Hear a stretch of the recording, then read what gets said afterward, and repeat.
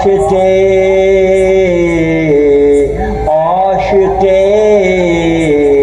آئینہ باشد روی خوب، عاشق آئینہ باشد روی خوب، سیقل جان آمد از تقوی القلوب۔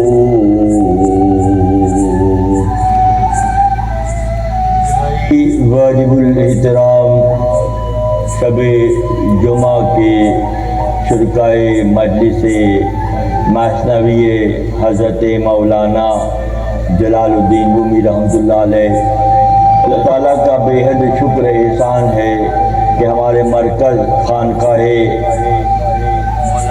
میں ہر شب جمعہ کو علم و آگہی و عرفان و خود شناسی و خدا شناسی کے اس موضوع پر سیر حاصل گفتگو کی جاتی ہے، اور اس گفتگو کا لب لباب جو ہے حضرت مولانا جلال الدین رومی رحمۃ اللہ علیہ کی تعلیمات اور آپ کی معرکۃ الآراء مثنوی مولوی مانوی حافظ قرآن در زبان پہلوی کہ فارسی زبان میں قرآن کی شرح کا اچھوتا نابغیر روزگار طرز فکر جو ہے یہاں پر اجاگر کیا جاتا ہے۔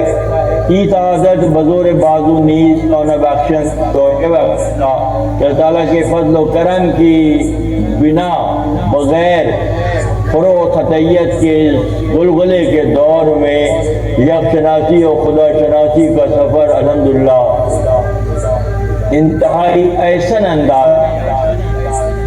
آج یہ جملہ کہنے کو دل چاہ رہا ہے کہ 800 سال پہلے مثنوی شریف لکھی گئی، جس میں آدم سے لے کر خاتم تک اور خاتم سے لے کے قیامت تک کا ذکر ہے۔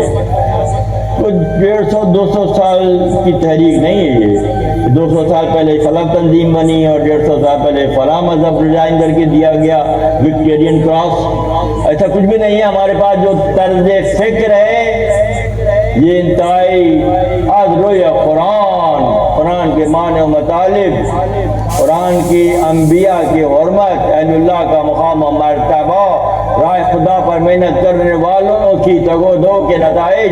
یہ انسانوں کے 3 طبقے ہوتے ہیں، ایک جو ہوتے ہیں وہ عالم ربانی ہوتے ہیں جنہیں اللہ کی پہچان ہوتی ہے۔ اللہ کی پہچان اللہ از خود انہیں تفاوض فرماتا ہے، اللہ اپنی پہچان ان کو دیتا ہے، وہ انبیاء ہیں، اہل اللہ ہیں، اللہ کے مقربین ہیں، جن کو اللہ چن لیتا ہے، اپنی پہچان دیتا ہے۔ ایک طبقہ سپیریئر طبقہ تو یہ ہے، اور از روی قرآن اس طبقے کی فضیلت ہر قرآن کے صفحے پر ہے، ان کے معجزات قرآن کے صفحے پر ہیں، ان کے طرز حیات قرآن کے صفحے پر ہیں۔ یہ کون سا طبقہ ہے؟ جو ربانی طبقہ ہے، جو اللہ کی پہچان دلوں میں لے کر لباس بشریت کا دور گزار کر سرخرو ہو کر اگلی منزل پر روانہ ہوتے ہیں۔ یہ کون ہے؟ جو اللہ کی پہچان رکھتے۔ دوسرا طبقہ وہ ہے جو ان کی صحبت کی وجہ سے اللہ تک پہنچنے کی محنت کرتا ہے۔ ایک طبقہ ربانی طبقہ، ایک طبقہ ان کی صحبت کی وجہ سے، ان کی قربت کی وجہ سے، ان کی محبت دلوں میں لے کے سفر کرنے کی، جو ربانی ہیں ان کی محبت لے کر۔ ربانیوں کی بات ہوگی نا، دجالیوں کی بات تو نہیں ہوگی۔ ہم تو بیٹھے ہیں ربانیوں کی پہچان کرنے، جب ربانی کی پہچان ہو جائے گی تو دجالی کی پہچان خود بخود ہو جائے گی۔ دوسرا طبقہ وہ ہے جو ان کی صحبت اٹھا کر صحبت صالح ترا و صالح کنات، صالحین کی صحبت میں کیا بنائے گی؟ صالح بنائے گی۔ صحبت صالح ترا صالح کنات، صحبت صالح ترا صالح کنات، کہ جو صالحین کی صحبت میں بیٹھیں گے، کتنی اہمیت صحبت کی ہے۔ یک زمانہ صحبت با اولیاء بے تراست سالتات بیریا، کہ چند لمحات کی اہل اللہ کی صحبت 100 साल की बेरिया इबादत से अफजल है। तो सोबत क्या है? जो उनकी सुबह उठाते हैं, वो दगो दो करते हैं, अल्लाह तक पहुँचने के रास्ते पर सफ़र करते हैं, ये दूसरा तबका है। और तीसरा तबका कौन सा है? जो ना नूर से इख्तिसाब करते हैं, ना जो इल्म व आगही की तड़प लेकर ज़िंदगी गुजारते हैं, ना इल्म व आगही इरफान ज़ात अपने पैदा करने वालों की फ़िक्र उनके दिलों में होती है, बस वो बहाइम के अंदाज में ज़िंदगी गुजारते हैं। नाम चाहे कुछ भी रख लें, मगर उनकी तर्ज ज़िंदगी आना, खाना, पीना, बच्चे पैदा करना, फिर गुजर जाना, ये उनकी ज़िंदगी अंदाज की होती है। जबकि जो इल्म से इस्तिफ़ादा करते हैं, जो इल्म को बुनियाद बनाते हैं, इल्म क्या है?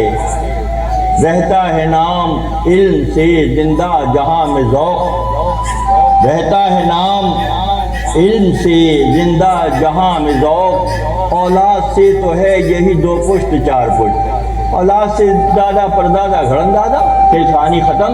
मगर जो इल्म की बुनियाद पर सफ़र करते हैं, जो आगही की बुनियाद पर, हम क्यों बैठे हैं आज मौलूम का किताब लेकर? क्योंकि आप आलिम हैं, अब अल्लाह के बरगुज़ीदा हैं। आपकी लिखी हुई ये किताब जो अल्लाह ने आपके दिल पर इल्क़ा की है, 4 दांग आलम में। अब तो दोस्तों तैयारी करो, नया दौर करवट ले रहा है। अब किसका दौर आने वाला है? जो अल्लाह की पहचान के साथ घरों से निकलेंगे, उनका दौर आने वाला है। जो गफलत में गुजार रहे हैं, तो इल्म की मिसाल ये है कि इल्म तुम्हारी हिफाजत करता है, जबकि माल की तुम हिफाजत करते हो। इल्म तुम्हारी हिफाजत करता है, जबकि माल की तुम हिफाजत करते हो। और जब तक माल है, जभी तक कद्र मंजिलत है, माल गया कद्र मंजिलत भी चली गई। और एक चीज़ ऐसी है कि इल्म, अगर तमाम चीज़ें माल खर्च करो तो घटता जाएगा daily, end of the month या जो है वो फेल हो गया आपका पूरा बजट खर्च करने से माल। जबकि इल्म का मामला ये है कि जितना खर्च करोगे उसमें उतना ही बढ़ता चला जाएगा।